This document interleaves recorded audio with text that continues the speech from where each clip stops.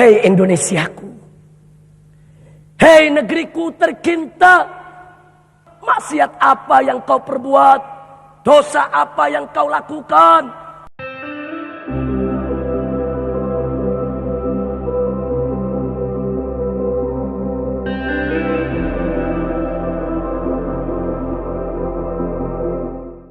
Assalamualaikum warahmatullahi wabarakatuh.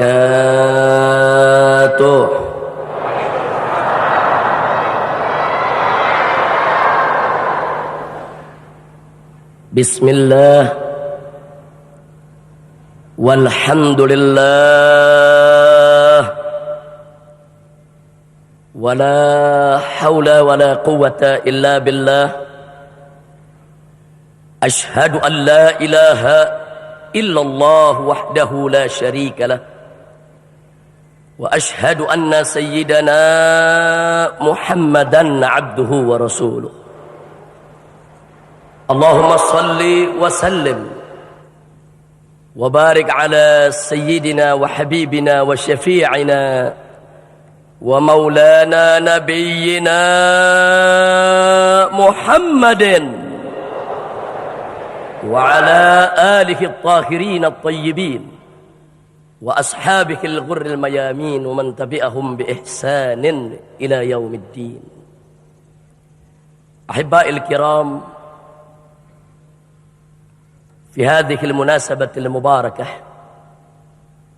وبهذا الاجتماع الطيب المبارك أوصيكم جميعا ونفسي بتقوى الله وبطاعة رسول الله صلى الله عليه وسلم. فنسأل الله سبحانه وتعالى أن يهدينا إلى صراطه المستقيم ويجعلنا من المتقين ويدخلنا جنته جنة النعيم والحمد لله رب العالمين. Kepada para habaib, para alim ulama yang saya cintai, kepada segenap jajaran umara yang sama kita hormati, kepada segenap panitia penyelenggara yang sama kita sayangi, dan kepada seluruh kaum muslimin dan muslimat, hadirin wa hadirat rahimakumullah.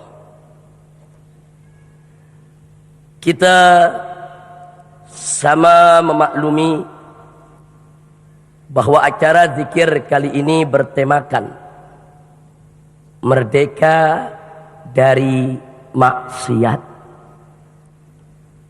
Saya patut mengacungkan jempol kepada segenap jajaran panitia,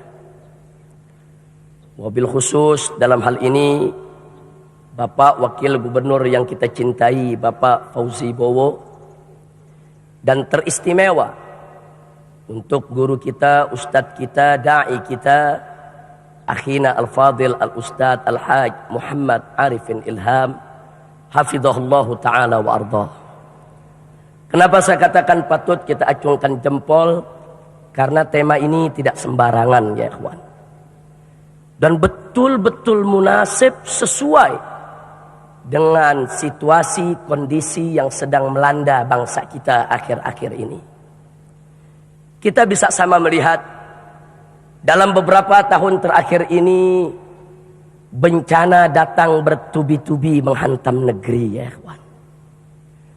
Gempa demi gempa, longsor demi longsor, banjir demi banjir, kebakaran demi kebakaran, mulai dari kebakaran di tengah kota sampai kebakaran di tengah hutan. Tidak sampai di situ, bahkan pertumpahan darah demi pertumpahan darah yang telah mengorbankan ribuan anak bangsa. Dan puncaknya kita lihat bagaimana terjadinya gelombang tsunami yang menghantam saudara-saudara kita tercinta di Aceh.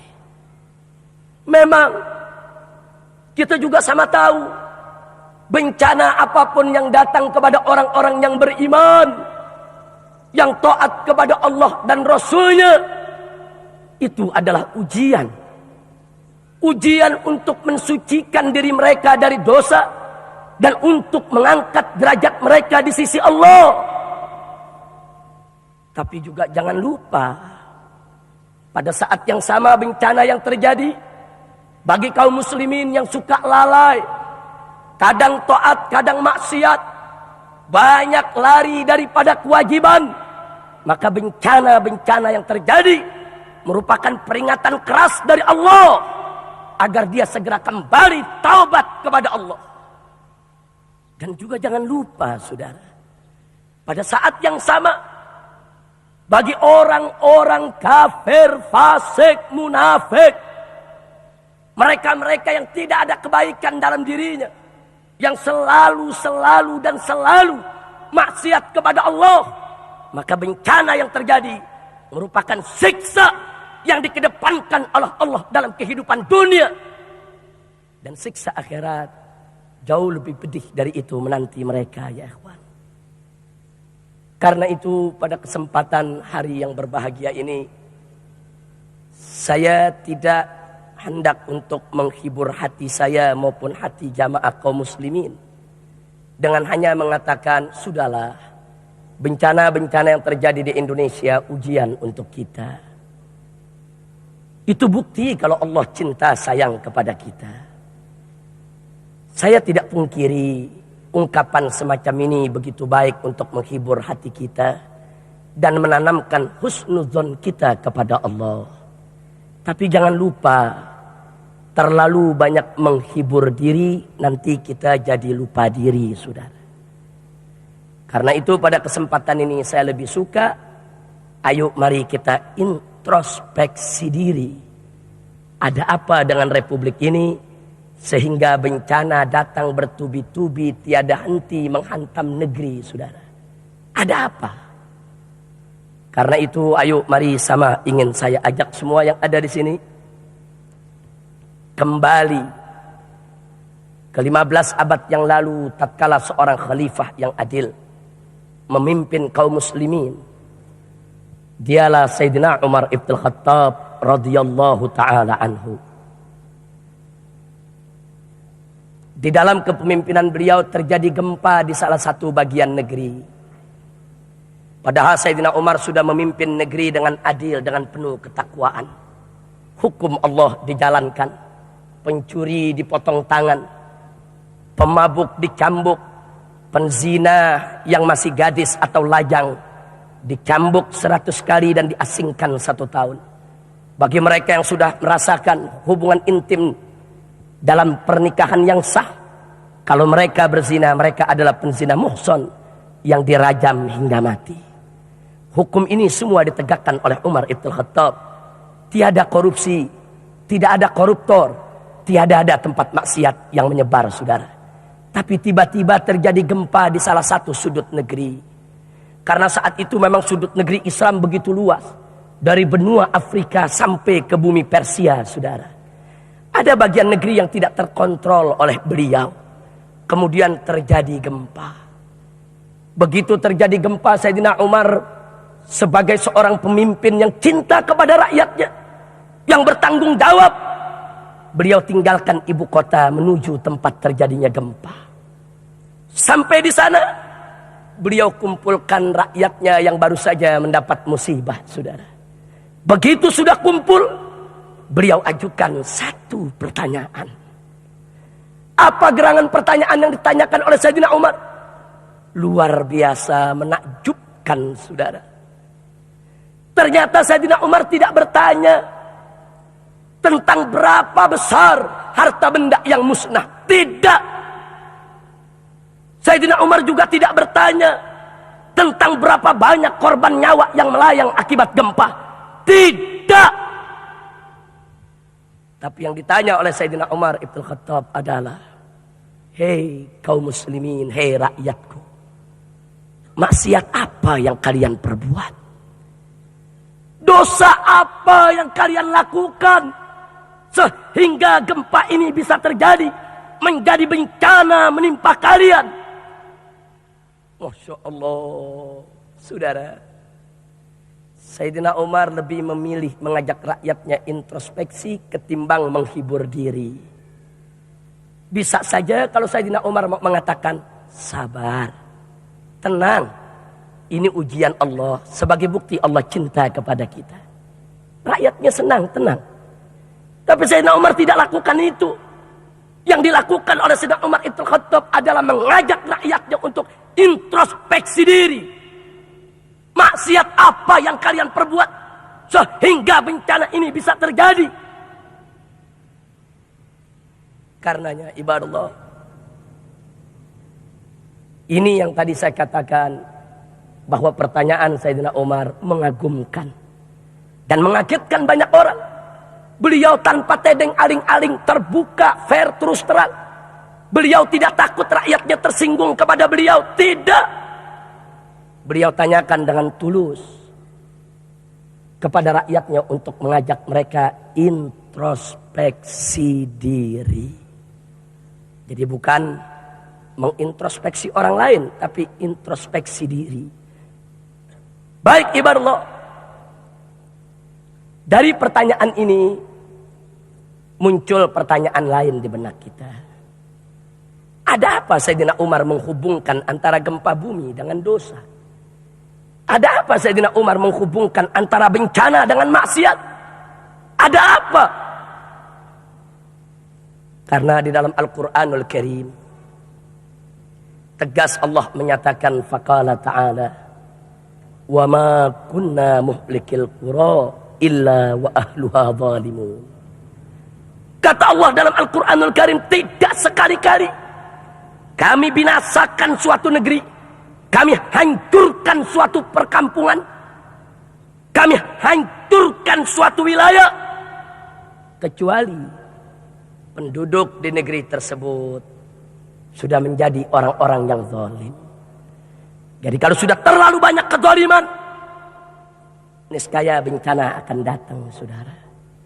Kemudian kalau kita lihat lagi firman Allah yang lainnya, faqala ta'ala, walau anna ahlal qura amanu wattaqau lafatahna alaihim barakatin minas sama'i wal ard walakin kadzabu fa akhadnahum bima kanu yaksibun. Shadaqallahul azim. Kata Allah di dalam ayat ini, walau anna ahlal qura, andai kata penduduk negeri-negeri amanu wattaqau, beriman dan bertakwa, Allah berjanji la fatahna alaihim barakah, niscaya akan kami buka atas penduduk negeri tersebut untuk mereka, bagi mereka, buat mereka barakat, aneka macam keberkahan, minas sama'i wal ard, baik yang datang dari langit maupun dari bumi.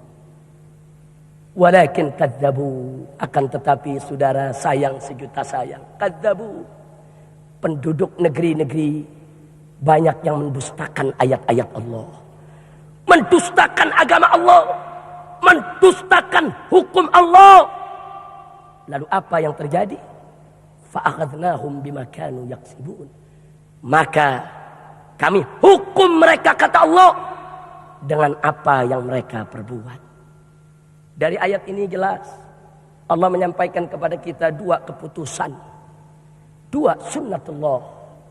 Yang pertama, kalau penduduk satu negeri beriman dan bertakwa kepada Allah, Allah pasti berkahi mereka, sehingga mereka akan jauh dari bencana dan mara bahaya.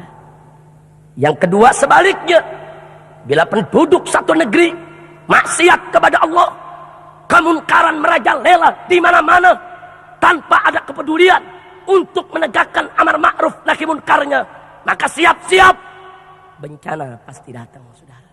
Dan ingat, kalau bencana sudah datang, Allah berfirman dalam Al-Quranul Karim, faqala ta'ala, wattaqu fitnatan la tusibanna alladhina zalamu minkum khassa.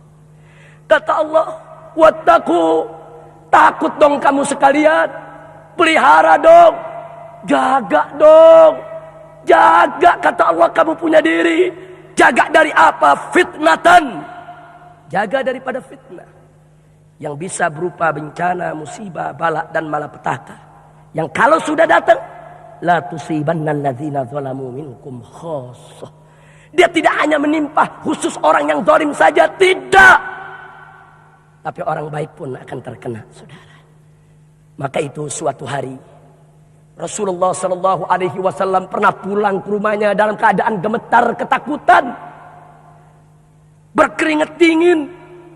Kemudian beliau disambut oleh istri tercinta Sayyidatuna Zainab binti Jahsh radhiyallahu taala anha. Sang istri bertanya kepada Nabi, ya Rasulullah, ma yukhzi'uk wahai Rasulullah, apa gerangan yang membuat engkau takut? Nabi pun menceritakan kepada istrinya, celaka, celaka bagi umatku. Dari kejahatan yang sudah hampir tiba, berbagai macam musibah akan menimpa mereka. Sedih kita punya Nabi. Kemudian sang istri dengan polos dan tulus bertanya, ya Rasulullah, anahliku wa fina salihun. Wahai Rasulullah, apakah kalau bencana datang, nahlik, kita ikut binasa, kita ikut celaka, kita ikut terkena bencana, wa fina salihun, sedang di tengah-tengah kita masih banyak orang yang saleh, masih banyak orang yang baik, masih banyak orang yang taat.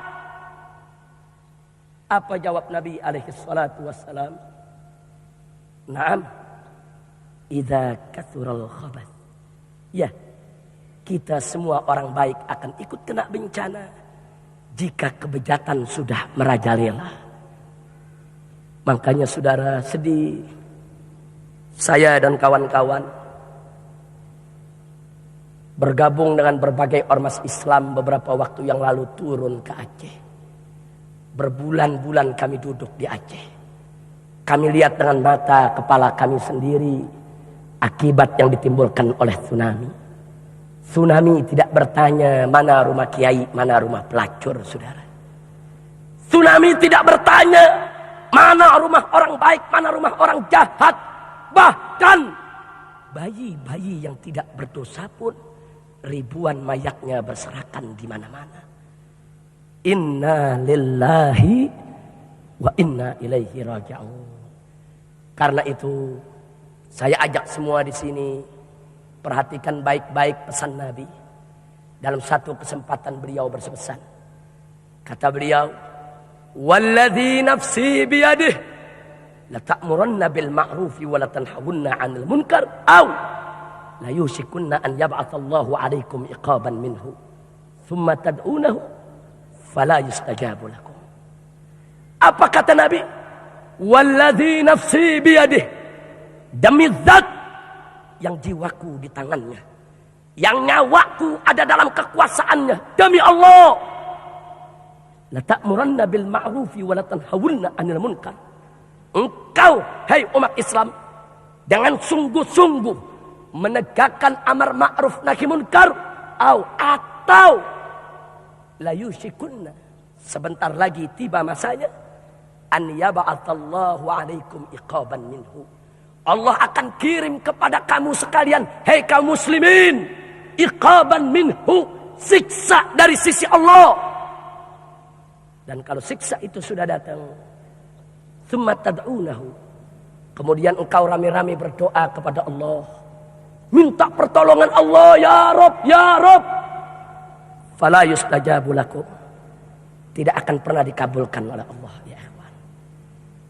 Karena itu sebelum saat itu tiba, ayo kita berzikir, kita panjatkan munajat kepada Allah, dan mari kita tegakkan amar ma'ruf nahi munkar. Jangan sampai tiba saatnya datang, doa kita pun tidak dikabulkan, ya ikhwan. Na'udzubillah min dzalik. Nah, karena itu pantas kalau Sayyidina Umar tadi bertanya lewat yang kita sudah baca barusan ayat dan hadisnya, pantas memang maksiat punya hubungan dengan bencana, saudara. Yakinkan dalam diri kita, Allah Maha Adil, Allah tidak jahat, saudara. Allah tidak ganas, saudara. Demi Allah, Allah Maha Santun lagi Maha Lembut, Huwal Latiful Wadud. Allah Maha Pengasih lagi Maha Penyayang. Huwar Rahmanur Rahim. Tidak mungkin saudara, Allah mengirimkan bencana bertubi-tubi kepada satu negeri yang penduduk mayoritasnya muslim, yang banyak habaib, banyak ulama, banyak kiai, banyak majelis-majelis taklim, banyak majelis-majelis zikir. Kalau tanpa sabab musabab, tidak mungkin Allah kirimkan bencana kalau tidak ada sabab musababnya saudara.